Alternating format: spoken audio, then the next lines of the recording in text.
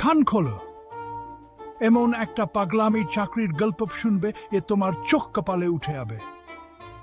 গল্পের নায়ক একজন fresh graduate, চাকরি খুঁজতে খুঁজতে হাঁপিয়ে উঠেছে।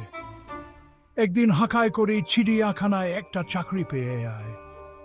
শুনতে তো দারুণ লাগছে, কিন্তু চিড়িয়াখানার বাঘারটা মরে আয়, খাঞ্চাটা খালি পড়ে থাকে।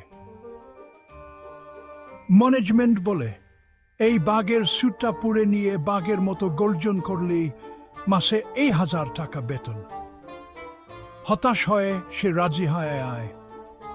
প্রতিদিন বাঘের স্যুট পরে দর্শকদের গর্জন আর কাণ্ড কারখানা দিয়ে মাটিয়ে রাখে। চিড়িয়াখানার জনপ্রিয়তা আকাশ ছুঁয়ে, বেতনও বাড়িয়ে দেয়। জীবনটা বেশ মজায় কাটছিল। একদিন বেশি উৎসাহে সিংহের খাঁচার ওপারে লাফিয়ে পড়ে। বুক থুকপুক করছে, প্রাণ বাঁচানোর জন্য ভগবানকে ডাকছে। সিংহটা কাছে আসছে, আরো কাছে।